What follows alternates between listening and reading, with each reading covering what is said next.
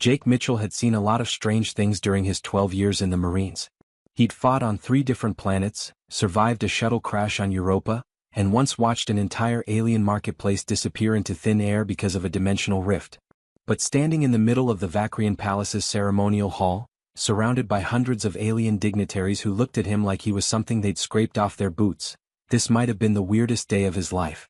The palace was beautiful in a cold, intimidating sort of way.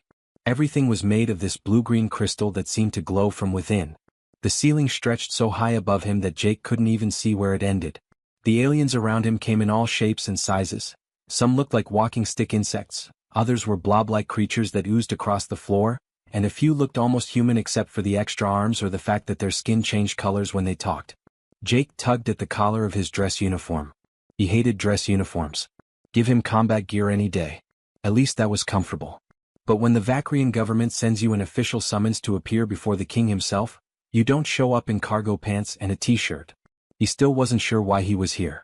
6 months ago, he'd taken a job as a security consultant during some big treaty negotiations between Earth and about a dozen alien species. It was supposed to be easy money, stand around, look tough, make sure nobody tried to assassinate anybody. The job went fine. Everyone signed the treaties. Jake got paid. End of story. Except apparently it wasn't the end of the story, because 3 weeks ago he got a message saying King Thalrex himself wanted to see him. Jake had tried to decline. He was retired now, living in a tiny apartment on Station Theta 9, mostly taking small security jobs when he needed the money and otherwise trying to figure out what the hell a 34-year-old ex-Marine was supposed to do with the rest of his life. But you don't say no to a king. Especially not a king whose species basically controlled half the shipping lanes in this sector of space. So here he was, standing on a platform in the middle of this massive hall, with what felt like 1,000 alien eyes staring at him. The weird part was the way they were looking at him. Not with respect or even curiosity. It was more like pity? Or maybe disgust. Jake couldn't quite read alien expressions well enough to be sure. King Thalrex sat on a throne that looked like it had been carved from a single massive gemstone. The king was old. Jake could tell that much even though Vakrians were reptilian and didn't age the way humans did. His scales, which should have been bright and iridescent, had dulled to a grayish color. His 6 eyes, arranged in 2 rows of 3 across his elongated face, moved independently as he looked Jake up and down. Next to the throne, connected by what looked like a leash made of pure light, was the biggest animal Jake had ever seen outside of a zoo. The creature was enormous. Easily the size of a Clydesdale horse, maybe bigger. Its fur was so black it seemed to absorb the light around it, making it look like a hole in reality shaped like a wolf. Except it wasn't quite a wolf. The proportions were wrong. Its legs were too long, its body too lean and muscular. And it had 4 eyes instead of 2 large amber-colored eyes that seemed to glow in the darkness of its face. When it opened its mouth to pant, Jake counted 3 rows of teeth, each one as long as his finger. The aliens in the hall were giving the creature a wide berth. Some of them had actually backed up several steps when the king entered with it. Jake noticed that none of the Vakrians would even look directly at the thing. Human Jake Mitchell, the king said, his words translated by the small device Jake wore in his ear. The translation was good, but it couldn't quite capture the tone. Jake got the sense that the king sounded tired. You have served the Vakrian crown with distinction. Your insights during the treaty negotiations prevented what could have been a catastrophic security breach. Jake blinked. He'd stopped one drunk Talarian from wandering into a restricted area. It hadn't seemed like a big deal at the time. As a token of our gratitude, the king continued, and now Jake definitely heard something in his voice. Relief maybe? I bestow upon you Kale, last of the Morkai bloodline. May you find more use for him than we have. The light leash dissolved and the massive creature was suddenly free. The aliens around Jake shuffled backward nervously. Someone made a chittering sound that Jake's translator interpreted as a gasp of horror. Jake's mind was racing. He knew a little about the Morkai.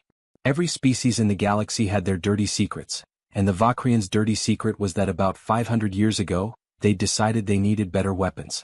So they'd taken wolves from Earth, actual Earth wolves that they'd somehow gotten their hands on, and they'd started playing with the DNA. They'd made the wolves bigger, stronger, smarter, and more aggressive. They'd created the perfect killing machines. Then the Morkai had turned out to be too perfect. Too aggressive. Too hard to control. And worst of all, too intelligent. The Vakrians had tried to destroy them all, but a few survived. The ones that remained were kept isolated, treated as dangerous animals, barely more than prisoners. And now the king was giving one to him. Before Jake could figure out how to politely refuse a gift from an alien king, the creature moved. Its massive head swung toward him, and those 4 amber eyes locked onto Jake's face with an intensity that made his breath catch. There was intelligence in those eyes. Real, unmistakable intelligence. The kind of intelligence that made Jake's instincts scream that he was being evaluated, measured, judged. Then the creature spoke. "Well," it said, its voice deep and gravelly but speaking perfect, unaccented English. "This should be interesting, Staff Sergeant. At least you smell honest." The entire ceremonial hall erupted in chaos. Aliens started shouting in a dozen different languages. Jake's translator couldn't keep up with all of them, but he caught words like impossible and abomination, and it speaks. Several of the smaller aliens actually fled the hall entirely. The Vakrian officials near the king looked like they'd been slapped. Jake just stood there staring at the creature, at Kale, trying to process what he'd just heard. The Morkai weren't supposed to talk. They were animals. Dangerous, genetically modified animals, but animals. That's what everyone said. That's what the official record stated. But this thing had just spoken to him in English. Not through a translator. It had called him Staff Sergeant, which was his actual rank, not the Mr. Mitchell that the king had been using. And it had made a joke about how he smelled. King Thalrex rose from his throne, and the hall gradually quieted. "The human has accepted the gift," the king announced, and there was definitely relief in his voice now. "This audience is concluded." "Wait," Jake started to say, but the king was already leaving, moving faster than Jake would have thought possible for someone that old. The other Vakrians were following him, practically stampeding toward the exits. Within 2 minutes, the vast ceremonial hall was empty except for Jake and Kale. Jake looked at the massive creature. Kale looked back at him, those 4 eyes unblinking. "So," Jake said slowly, "you can talk." "I can do a lot of things the Vakrians would prefer to pretend I can't do," Kale replied. His mouth didn't move quite right for human speech. Too many teeth, wrong shape, but the words were clear. "The question is, what are you going to do about it?" Jake thought about the small plasma pistol in his luggage back at his hotel. He thought about the fact that he was alone with a creature bred to be a killing machine. He thought about how every sensible survival instinct he had was telling him to run. Instead, he looked into Kale's eyes and saw something he recognized.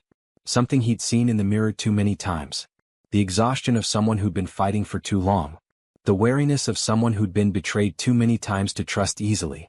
The resignation of someone who expected the worst because the worst was usually what they got.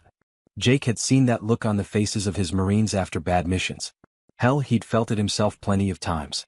"Guess we're stuck with each other," Jake said finally. For a moment, Kale just stared at him. Then the creature's features shifted in a way that might have been a smile if it hadn't involved so many teeth. "Well then, Staff Sergeant. This might actually be interesting after all. You don't smell afraid." "Oh, I'm terrified," Jake admitted. "But I've been terrified before. You learn to work through it." Kale made a sound that might have been a laugh. "The Vakrians made a mistake giving me to you. They thought they were getting rid of a problem. They have no idea what humans are actually like." "And what are humans actually like?" Jake asked. Those amber eyes gleamed with something that might have been hope. "Dangerous. Not because you're strong or fast or have good weapons. You're dangerous because you have this stupid habit of treating things like people even when everyone tells you they're not." Jake wasn't sure if that was a compliment or an insult. "I take it you speak from experience?" 500 years of experience," Kale said quietly. "I've watched your species join the galactic community. I've seen how the other species react to you. They think you're naive. They think your egalitarianism is a weakness." He paused. "They're wrong." Jake looked at this massive, dangerous creature that spoke like a person, thought like a person, and had apparently been pretending to be nothing more than an animal for centuries. He thought about the king's relieved expression. He thought about how the other aliens had looked at Kale with disgust and fear. "Come on," Jake said, making a decision that would change both of their lives. "Let's get out of here. My apartment's small, but we'll figure something out." Kale tilted his head. "Just like that? You're not going to ask questions? Demand explanations? Try to return me?" "I'm going to ask plenty of questions," Jake assured him. "But not here where everyone's listening. And as for returning you..." He met Kale's gaze. "You're not a thing to be returned. So yeah, just like that." For the first time in 500 years, Kale followed someone willingly. The apartment was a disaster waiting to happen. Jake stood in the doorway of his tiny living space on Station Theta 9, looking at the cramped room with new eyes.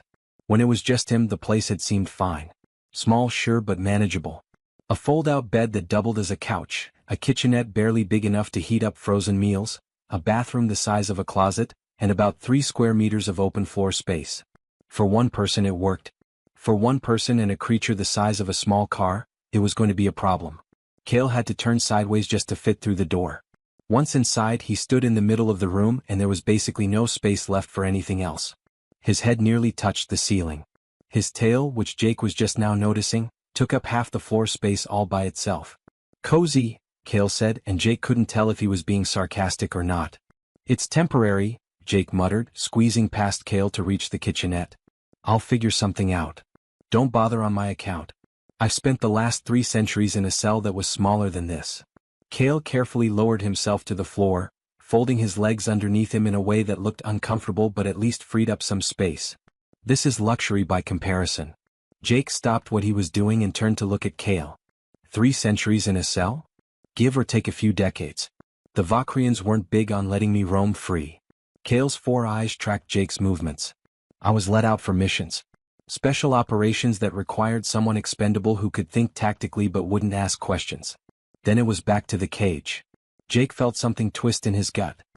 He'd known the Morkai were treated badly, but hearing it stated so casually made it real in a way that historical facts never could. "That's not okay." "No," Cale agreed. "It's not. But it's done now, so there's no point dwelling on it."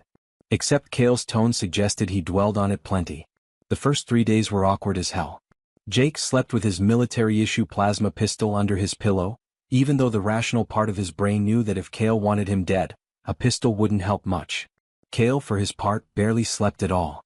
Jake would wake up in the middle of the night to find those amber eyes watching him from across the room, unblinking and unreadable.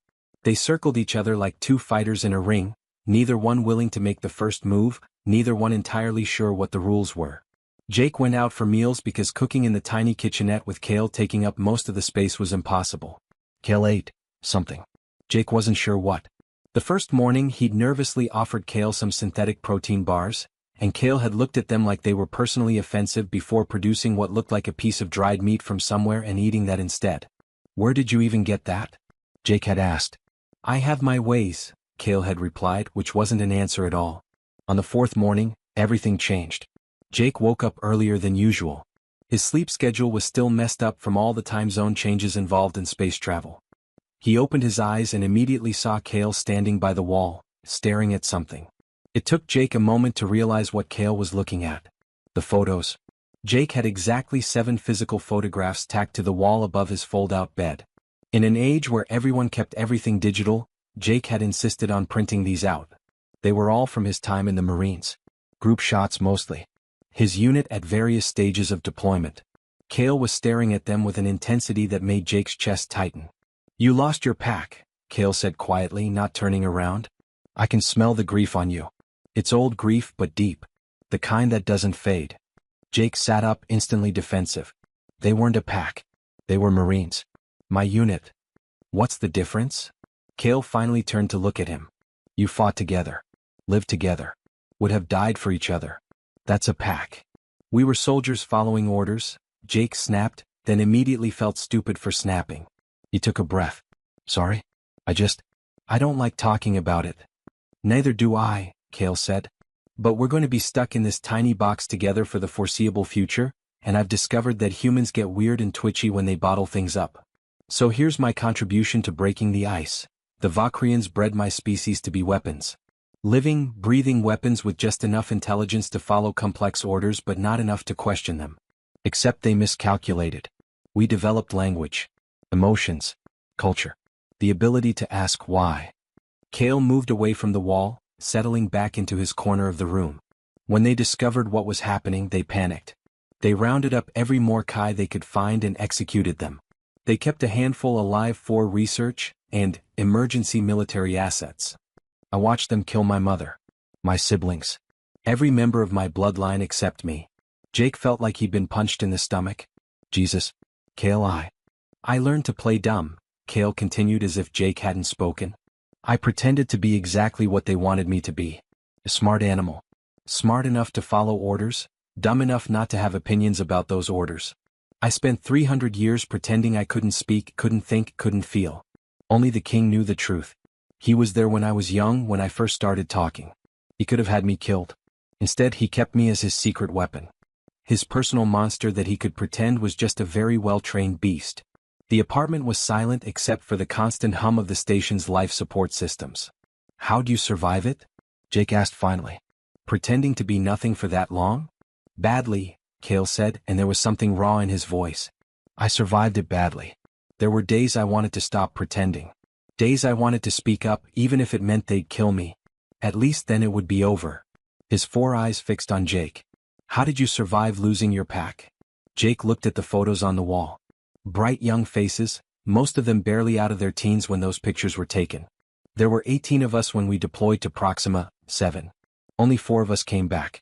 I was the ranking officer. It was my job to keep them alive and I failed. The mission, Cale asked, was a success. We achieved our objectives. Held the position until reinforcements arrived. By every official metric, it was a perfectly executed operation. Jake's voice was flat. 14 kids died following my orders, but hey, we completed the mission. And you've been punishing yourself for it ever since. Wouldn't you? I've been punishing myself for surviving when my entire species was slaughtered, Cale pointed out. So yes, I understand the impulse. Doesn't make it logical. They sat in silence for a while. Jake was surprised to realize it wasn't an uncomfortable silence. It was more like understanding.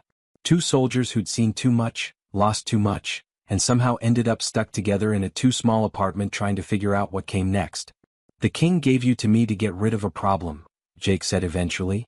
You know that, right? This wasn't an honor. It was him dumping something he didn't want to deal with anymore. I know, Cale said. The question is, what are you going to do about it? Jake thought about it. He could try to find Cale another home.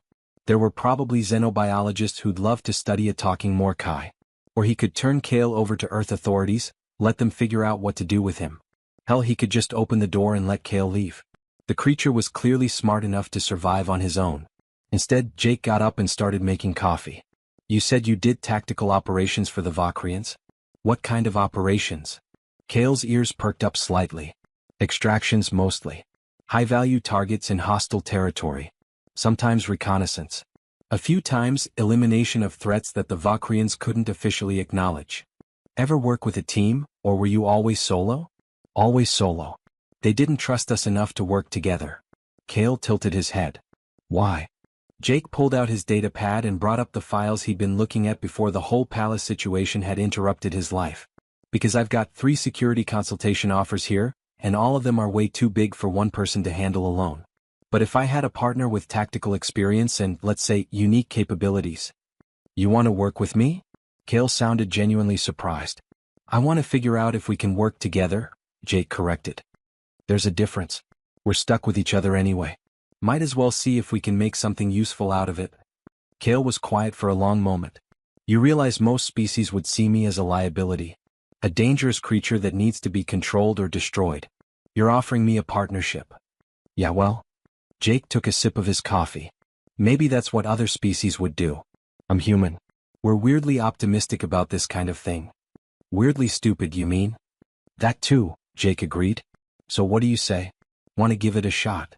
Cale stood up, shook himself like a wet dog and moved closer to where Jake was standing. Up close, he was even more intimidating. Jake had to crane his neck back to look him in the eyes. You know what the other species say about humans? Cale asked. They say you're foolishly egalitarian. That you see people where you should see tools or threats. That you anthropomorphize everything, projecting humanity onto creatures that don't deserve it. He paused, and when he spoke again, his voice was softer. They mean it as an insult. They think it makes you weak. But I've been watching your species for the last 50 years, Staff Sergeant. I've seen how you integrate other species into your society. How you assume sapience rather than assuming the lack of it. How you build coalitions instead of hierarchies. His 4 eyes gleamed. They're wrong. It's not a weakness. It's the most dangerous thing about you. Jake wasn't sure what to say to that, so he just held out his hand. Partners then? Cale looked at the offered hand, then carefully extended one massive paw. His claws were retracted and he was obviously being gentle, but Jake still felt the strength in that grip. The strength that could tear him apart without effort if Cale chose to. Instead they shook on it. Partners? Cale agreed. This is either going to be brilliant or catastrophically stupid. With my track record? Jake grinned. Probably both. The call came at 3 in the morning, which was never a good sign. Jake was dreaming about Proxima 7 again when his comm unit started buzzing. He jolted awake, heart pounding, hand automatically reaching for the plasma pistol under his pillow before his brain caught up and reminded him he wasn't in a combat zone anymore. Across the room, Cale's eyes opened, all 4 of them glowing faintly in the darkness. Mitchell, Jake mumbled into the comm, his voice rough with sleep. Jake, it's Danny. Danny Ortiz. From Stellar Freight Solutions. The voice on the other end was panicked, words tumbling over each other. I know it's the middle of the night, I'm sorry, but we've got a situation and you're the only person I could think of who might be able to help. Jake sat up, instantly more alert. He'd done some security work for Stellar Freight about 8 months ago. Danny ran their dispatch operations. Good guy, former Navy, not the type to panic easily. What kind of situation? Pirates hit the Dancing Star 6 hours ago. Crothian raiders. They've got the whole crew hostage, 15 people total. They're demanding ransom and they want it in 48 hours or they start spacing people. Jake's blood ran cold. The Crothians were bad news. They were insectoid, about 2 meters tall with armor plating that could stop most small arms fire. They also had a reputation for following through on their threats. Have you contacted the authorities? Of course we did. But the Dancing Star is in the outer reaches, Jake. You know how it is out there. The Council Patrol says they can have a ship there in 4 days, maybe 5. We don't have 4 days. Jake was already pulling on his clothes. Danny, I'm just one guy. I can't take on a whole pirate crew by myself. I know. I just thought. I don't know what I thought. Maybe you'd have some ideas or know someone who could help. These are good people, Jake. Billy Chin is on that crew. You remember Billy? He's got a wife and 2 kids back on Earth. Jake remembered Billy. Young kid, maybe 25, always showing pictures of his family to anyone who'd look. Send me everything you've got. Ship specs, last known position, anything you have on the pirates. I'll see what I can do. Jake, thank you. I can't pay much, but we'll figure out payment later. Just send me the files. Jake ended the call and looked over at Cale, who was now sitting up, fully alert. You catch all that? Hostage situation. Crothian pirates. Remote location, no official support available in time. Cale's tail swished once, a gesture Jake had learned meant he was thinking. You're actually considering this. 15 people are going to die if someone doesn't do something. And you think that someone should be you? A retired Marine with no ship, no crew and no backup. Cale stood up, stretching. This is insane. Yeah, Jake agreed, pulling on his boots. Probably. But I can't just sit here and do nothing. I didn't say we shouldn't do it, Cale said, and there was something in his voice that made Jake look up sharply. I said it was insane. There's a difference. Jake stared at him. You think I'm going to let you fly off on a suicide mission by yourself? I've been stuck in this apartment for 3 weeks watching you drink terrible coffee and stare at walls. You want to know what I was bred for, Staff Sergeant? Exactly this. High-risk operations in hostile territory with minimal support. Cale's eyes gleamed. Besides, you'll need someone to watch your back. And I'm very good at watching backs. Jake felt something shift in his chest. This isn't going to be easy. Crothians are tough and they're mean. There could be a dozen of them on that ship. I know what Crothians are, Cale said calmly. I've fought them before. They're strong and well-armored, but they're overconfident. They think their exoskeletons make them invincible. They're wrong. Jake pulled up the files Danny had sent. The Dancing Star was a mid-sized cargo freighter, nothing fancy. The pirates had hit it near the Kepler belt, which was technically neutral space but far enough from any major stations that response times were measured in days, not hours. We'd need a ship. Something fast enough to get there but small enough not to draw attention. I know a guy who owes me a favor, Cale said. He runs a salvage operation out of Bay 12. His ships aren't pretty but they're fast and they don't ask questions. When did you have time to make contacts? You've barely left the apartment. Cale's expression might have been a smile. I've been around for 300 years, Jake. I know people. Let's just say the salvage operator had some trouble with Vacrian customs officials a few decades back, and I helped make that trouble disappear. 2 hours later, they were in the cargo bay of a ship that looked like it had been assembled from spare parts and held together with hope and bad welding. The owner, a Talarian named Vree who looked like a bipedal lizard, had taken one look at Cale and immediately agreed to loan them the ship with no questions asked. Apparently, saving someone from Vacrian customs bought a lot of loyalty. Jake spent the flight checking his gear and trying not to think about all the ways this could go wrong. He had his armor, a plasma rifle, 2 pistols, and a collection of various tactical equipment he'd accumulated over the years. It wasn't much for taking on a pirate crew. Cale meanwhile had no gear at all. He just sat in the cargo bay, eyes closed, breathing deeply. Jake had learned this was how Cale prepared for action. Some kind of meditation thing. "You nervous?" Jake asked as they got close to their destination. "Terrified," Cale admitted without opening his eyes. "I haven't done this in 50 years. And I've never done it by choice before. Always been following orders, always been expendable. This is different." "How so?" "Because this time I actually care whether I survive." Cale opened his eyes. "And I care whether you survive. That makes it scarier." Jake understood that. Fighting was easier when you didn't care about the outcome. The approach was textbook military precision. Jake brought the ship in slowly, broadcasting a fake distress signal that matched the profile of a damaged mining vessel. The Crothians, predictably, saw an opportunity for easy loot. They transmitted landing coordinates and told him to dock in the main cargo bay. "Remember the plan," Jake said as they approached. He was in full armor now, helmet on, weapons ready. "You stay hidden until I give the signal. Let me do the talking. And if they decide to shoot you immediately? Then you improvise." The cargo bay door opened and Jake guided the ship in.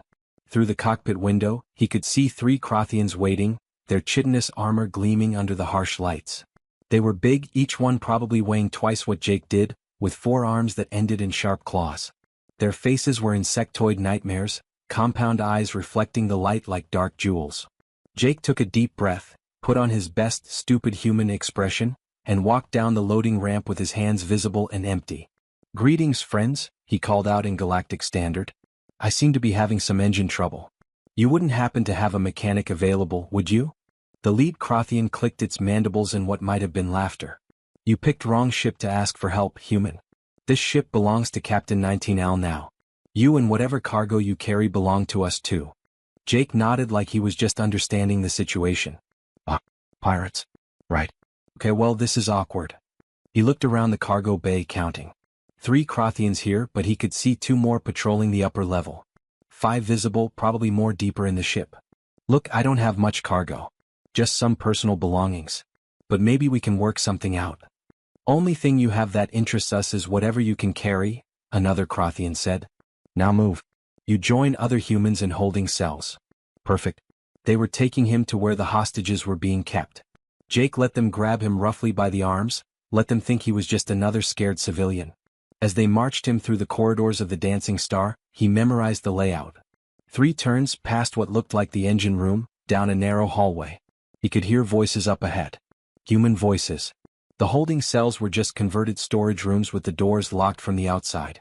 Through the small window, Jake could see the crew of the Dancing Star huddled together. They looked scared but unhurt. Billy Chin was there, looking pale but alive. "Another one for you," the Crothian guard announced, opening the door. They shoved Jake inside hard enough that he stumbled. The door slammed shut behind him. Jake waited exactly 3 seconds, then tapped his helmet twice. The signal. Somewhere in the cargo bay, Cale was moving. What happened next would become something of a legend in certain circles of the galaxy. The Crothians had ruled the outer reaches for decades through a combination of superior firepower and ruthless efficiency. They'd never encountered a Morkai in combat. Their grandparents might have heard stories, but stories fade. Memories dim. The galaxy had forgotten why the Vakrians had created the Shadow Wolves in the first place. Cale reminded them. The first scream came through the ship's communication system. It was a Crothian scream, which sounded like metal tearing. Then the lights went out. Emergency lighting kicked in, bathing everything in a red glow. The guards outside the holding cell immediately grabbed their weapons, clicking rapid instructions to each other. Jake could hear the panic in their voices even through the language barrier. One of them keyed the ship-wide comm, "All units, intruder in cargo bay. Unknown hostile. Requesting." The transmission cut off with another scream. Jake counted to 10, then pulled out the small plasma torch he'd hidden in his boot. The lock on the storage room door wasn't designed to hold prisoners. It was just a basic magnetic seal. It took him 30 seconds to cut through it. He stepped into the corridor, rifle ready, and motioned for the hostages to stay quiet and stay back. The ship was chaos now. He could hear weapons fire from multiple directions. The Crothians were shooting at something but he couldn't tell what. Then he heard it, a roar that resonated through the metal walls, primal and terrifying. It was Kale and he wasn't trying to be quiet anymore. Jake moved through the corridors with practiced efficiency, clearing corners, marking targets. He found the first Crothian around the third corner. The pirate was backing up, firing wildly at something Jake couldn't see yet. Jake's shot took him in the unarmored joint between his chest and shoulder plating. The Crothian went down. Then Kale came around the corner and Jake understood why the pirates were panicking. Jake had seen Kale move before. He'd watched the massive creature navigate their cramped apartment with surprising grace. He'd seen Kale demonstrate combat techniques during their planning sessions, moving through theoretical scenarios with precision and control. But seeing Kale in actual combat was something else entirely. The Morkai was a blur of black fur and flashing teeth, moving faster than anything that size had any right to move. He wasn't just attacking, he was hunting. Every movement was calculated, efficient, and absolutely terrifying to anyone on the receiving end. A Crothian pirate tried to bring his weapon around, but Kale was already past him, claws raking across the unarmored joints at the back of the creature's knees. The pirate went down and Kale was already moving to the next target. What struck Jake most wasn't the violence. He'd seen plenty of violence in his life. It was the precision. Kale wasn't killing. He was disabling, disarming, and neutralizing threats with surgical accuracy. Every strike was measured. Every movement had purpose. This wasn't a mindless beast attacking everything in sight. This was a trained special operations soldier executing a mission. The fighting lasted maybe 10 minutes total, though it felt like hours. When it was over, 12 Crothian pirates were disabled and secured, the Dancing Star's crew was safe, and Jake was staring at his partner with new respect and maybe a little bit of fear. "You good?" Jake called out, his voice slightly shaky despite his best efforts. Kale stood in the middle of the corridor, breathing hard but otherwise unmarked. He'd taken down a dozen armed pirates without getting a single injury. "Better than I've been in centuries," Kale replied, and there was something in his voice Jake had never heard before. "Life. Energy. Purpose. I forgot what it felt like to fight for something instead of because I had no choice." Billy Chin and the rest of the Dancing Star crew were staring at Kale with a mixture of fear and awe. What is that thing?" Billy whispered. "That thing," Jake said firmly, "just saved all of your lives. His name is Kale and he's my partner." The silence that followed was heavy. Then Billy stepped forward, trembling slightly, and extended his hand toward Kale. "Thank you. I have kids back home. Because of you, I get to see them again." Kale looked at the offered hand for a long moment, then carefully, gently, extended one massive paw. They shook, and Jake saw something shift in Kale's expression. Something old and painful beginning to heal. What Jake didn't realize until much later was that 3 of the Dancing Star's crew had been recording everything on their personal comm devices. In an age where everyone documented everything, it was inevitable. By the time Jake and Kale made it back to Station Theta 9, the footage had already been shared, copied, and was spreading across the galactic network like wildfire. The first video to go viral was shot by a crew member named Tommy Rodriguez. It showed Kale moving through the ship with impossible speed and grace, taking down armed pirates while carefully avoiding the hostages cowering in corners. The video quality wasn't great, lots of shaky cam and motion blur, but that almost made it more real, more immediate. The second video was shorter but somehow more impactful. It showed the aftermath. Kale sitting on the floor of the cargo bay, surrounded by freed hostages. A young woman was bandaging a cut on her arm, and Kale was speaking to her in soft, measured English, telling her it was going to be okay, that she was safe now. The contrast between this gentle giant and the blur of violence from the previous video was stark. But the video that really broke the galactic network was the third one.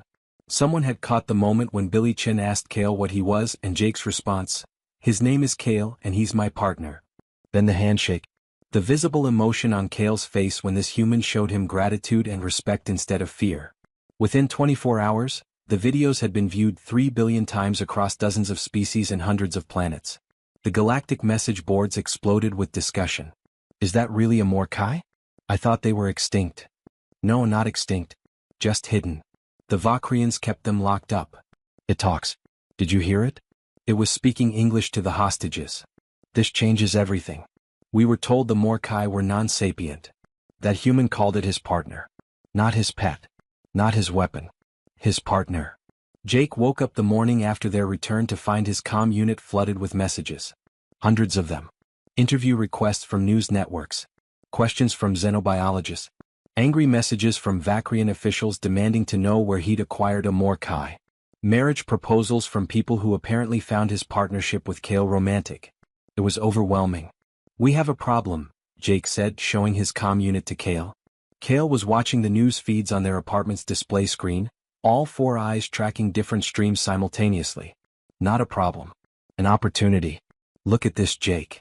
The screen was showing a live discussion on one of the major galactic news networks.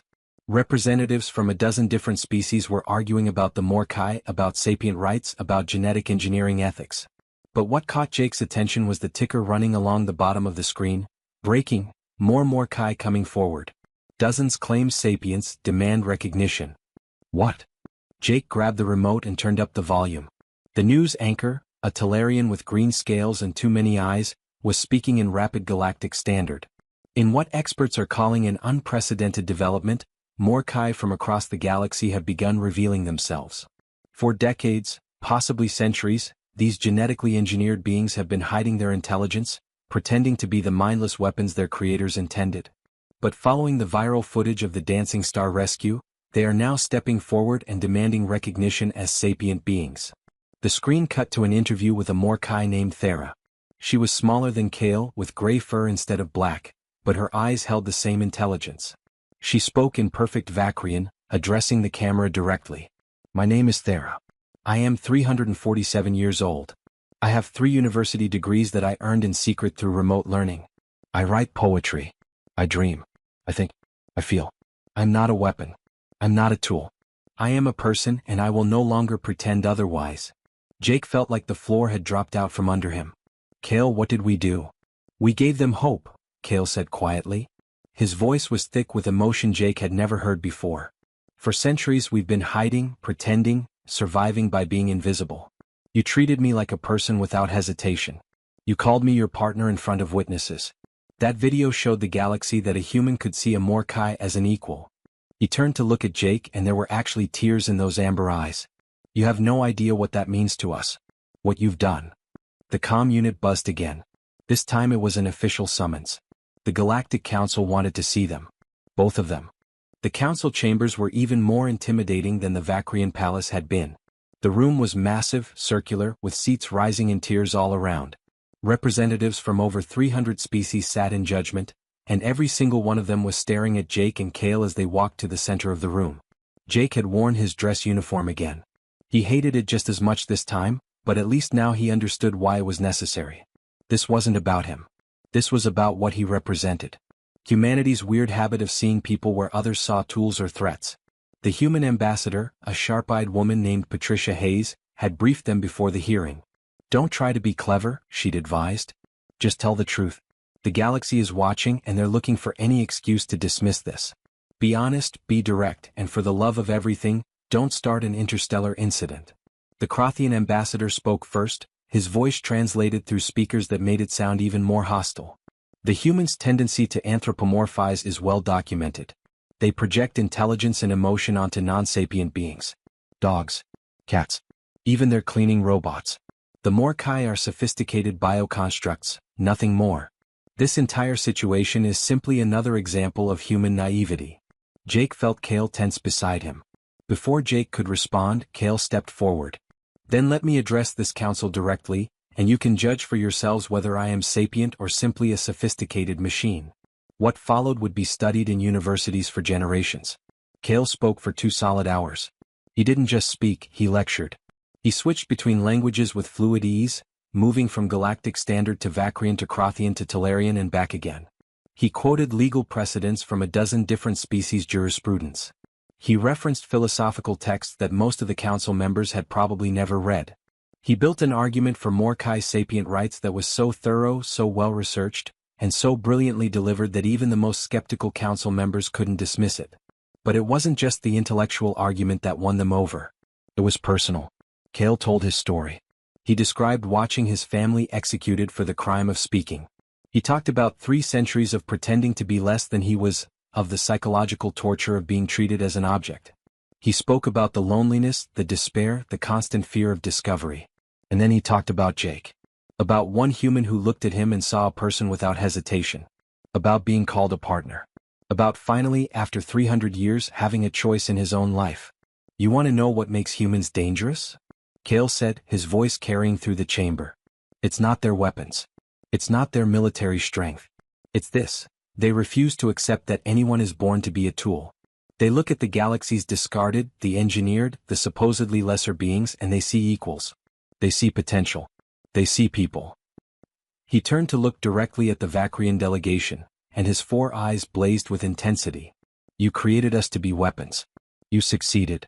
But you also gave us the intelligence to choose what kind of weapons we would be. And I choose to be a weapon against injustice. Against the idea that anyone can own another sapient being. Against the hierarchy that put some species above others based solely on who gave birth to whom. The chamber erupted. Some species were shouting in support.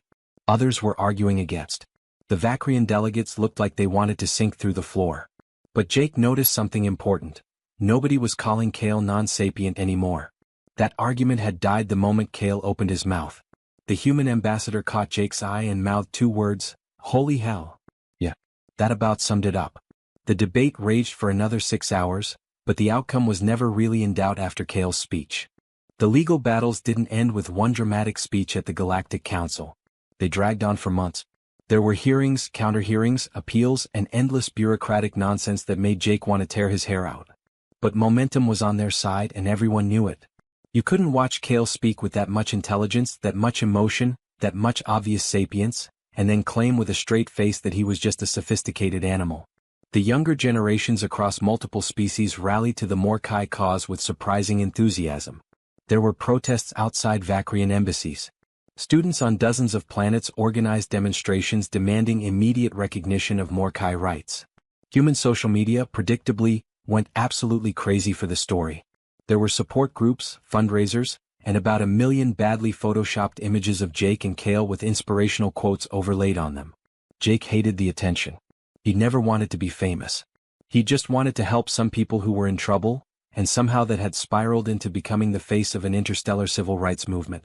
Cale surprisingly handled the fame even worse than Jake did. After 3 centuries of being forced to hide his intelligence, suddenly having millions of beings watching his every move was overwhelming. There were days when he wouldn't leave the apartment at all, just sat in his corner and stared at the wall. Jake learned to recognize those days and didn't push. Sometimes soldiers needed time to process things and that was okay. But they couldn't hide forever. The galaxy had questions and like it or not, they had become the ones people looked to for answers. The breakthrough came about 4 months after the council hearing. A formal recognition treaty was signed, granting Morkai full sapient status under galactic law. It wasn't perfect.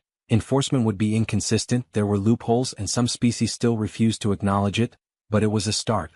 More importantly, it set a legal precedent that would be used by other engineered species for decades to come.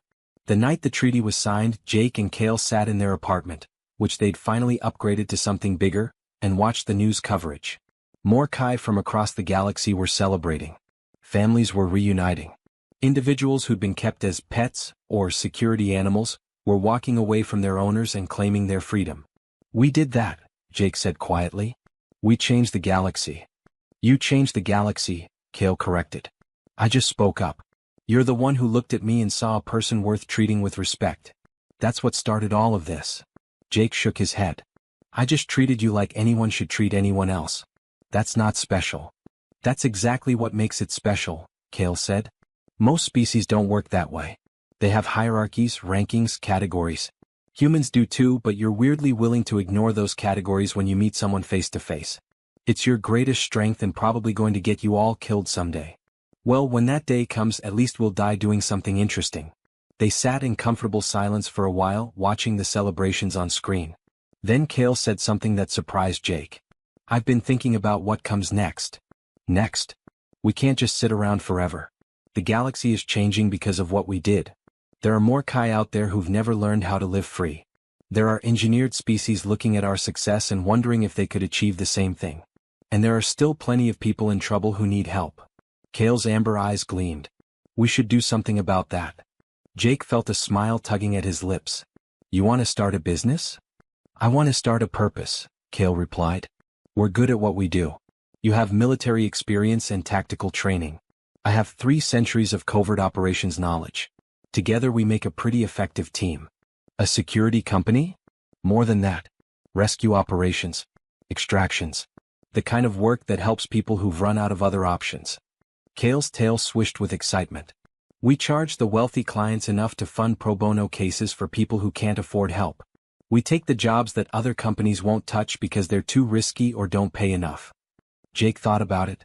He'd been drifting since leaving the Marines, taking odd jobs, never quite figuring out what he was supposed to do with his life. But these last few months with Cale had given him something he hadn't realized he was missing. Purpose. Direction. A mission that mattered. All right, Jake said. Let's do it. But we're going to need help. 2 people, even 2 very capable people, can only do so much. I might know some candidates, Cale said, and there was something in his voice that made Jake look at him sharply. There's a human engineer named Troy Patterson who's been messaging me. Former naval mechanic, got dishonorably discharged for punching his commanding officer after said officer made some racist comments about a Talarian crew member. He's brilliant with improvised solutions and he's looking for work that matters. You've been conducting job interviews without telling me? I've been planning ahead, Cale corrected. There's also a Vacrian named Rax. He served with me about 70 years ago. He was one of the few who knew I could speak and never reported it. He's been trying to reach out, says he wants to help make up for what his species did to us. Jake raised an eyebrow. You trust him? I trust that he feels guilty enough to be useful, Cale said. And yes, I actually do trust him. He risked his career several times to protect me. He's good people, even if his government isn't. Over the next few months their team grew. Troy Patterson turned out to be exactly as advertised. A genius with anything mechanical and someone who shared humanity's weird tendency to judge people by their character rather than their species. He took one look at Cale, said cool, a talking wolf thing, and immediately started asking technical questions about Morkai physiology and how it might affect equipment design. Rax joined them shortly after. The Vacrian was older, his scales faded with age, and he carried himself with the careful dignity of someone trying to atone for past sins. The first time he and Cale worked together on an operation, Jake watched them fall into old patterns with the ease of soldiers who'd fought side by side before. Whatever history they had, it was complicated, but it worked. Then came 3 more Morkai, younger ones who'd been inspired by Cale's public stand. Their names were Storm, Ash, and River, and they were eager to prove themselves, eager to be part of something bigger, eager to show the galaxy what Morkai could be when they weren't being forced to hide. Watching Cale teach them was something special. He was patient and thorough, passing on knowledge that should have been shared generations ago but couldn't be because sharing knowledge was too dangerous. He taught them tactics and strategy but also culture and history. He was building something their creators had tried to prevent. A community, a culture, a future. They set up operations in a converted warehouse on Station Theta 9. The sign outside read Mitchell Cale Security Solutions, though everyone just called it the Pack, which seemed fitting.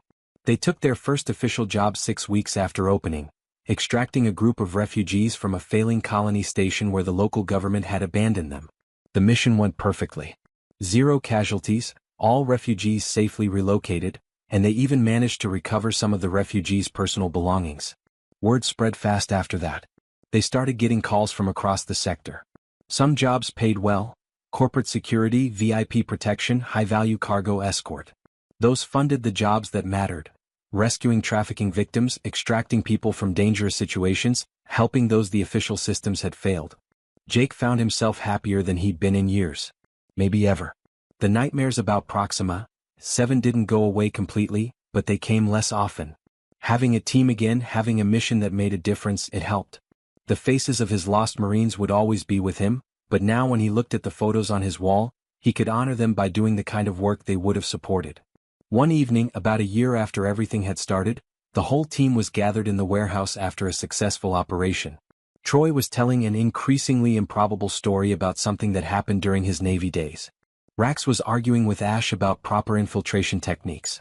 River and Storm were playing some kind of Morkai game that involved a lot of pouncing and growling but seemed to be friendly.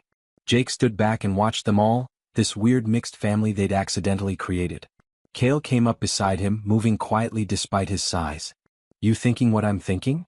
Cale asked. That we accidentally built the strangest pack in the galaxy? Jake replied. Cale's rumbling laugh echoed through the warehouse. The Vakrians tried to make us weapons. Instead they made us survivors. You humans tried to make yourselves civilized. Instead, you made yourselves dangerous by refusing to treat anyone as less than people. Is that supposed to be a compliment? Staff Sergeant, 3 years ago I was a thing. Property to be disposed of when inconvenient. Now I have a name that matters, work that has meaning, and something I never thought I'd have. Cale's voice was thick with emotion. A pack. A family. People who see me as a person, not as a weapon or a monster or a curiosity. So yes, it's a compliment. Jake felt his throat tighten. You know I'm going to die eventually, right? Humans don't live as long as Mordecai. You're going to outlive me by centuries. I know, Cale said quietly. I've thought about that. But that's okay. By the time you're gone, there will be a whole generation of Mordecai who grew up free because of what you started. Who learned they didn't have to hide because one human looked at me and saw a person. That's going to be your legacy, Jake. Not just this team. Not just the people we help. You changed how the galaxy thinks about engineered beings. You set a precedent that will help billions of beings across hundreds of species. I really didn't do anything special, Jake protested. I just treated you like a person. Exactly, Cale said, and his 4 eyes were bright. You know what's truly stunning about humans? Not your technology. Not your military. It's this. You see people everywhere you look. You meet someone and your first instinct is to assume sapience, assume personhood, assume equal value. Most species work the opposite way, they assume lesser status until proven otherwise. You assume equality until proven otherwise. He paused, then added, do you know how revolutionary that is? How dangerous that makes you to the established order. The galaxy runs on hierarchies. On some species being worth more than others. On clear categories of who matters and who doesn't. And here come humans, completely ignoring all of that, treating everyone from powerful politicians to genetically engineered weapons as equally deserving of respect and dignity. You're saying we're dangerous because we're nice to people? I'm saying you're dangerous because you refuse to accept that anyone is born to be a tool. That kind of thinking threatens every power structure built on inequality. Cale's tail swished with amusement. The galaxy thinks it can contain humanity, can fit you into their existing power structures. They're wrong. You're going to reshape everything and you won't even be trying. You'll just keep being yourselves, treating everyone like people, and the old hierarchies will crumble. Jake thought about that. About all the changes that had already happened. About the Mordecai who were free now. About other engineered species starting to demand rights. About the Mitchell-Cale precedent, being cited in legal cases across the galaxy. Maybe Cale was right. Maybe humanity's weirdness was more powerful than any weapon. Come on, Jake said finally. Troy's about to reach the part of his story where he claims he single-handedly saved the ship, and I want to hear Rax call him a liar in 3 different languages. They walked back to join their team, their pack, their weird mixed family. And as Jake listened to his friends argue and laugh and plan their next mission, he realized something important. He'd spent years after Proxima 7 thinking he'd failed his team. But maybe he'd been looking at it wrong. Maybe the lesson wasn't that he'd failed to save everyone. Maybe the lesson was that you keep trying anyway. You keep building teams, keep fighting for people who need help, keep treating everyone like they matter. Because sometimes, just sometimes, treating someone like a person when everyone else treats them like a thing can change the entire galaxy. And sometimes the most stunning transformations start with the simplest acts of human decency.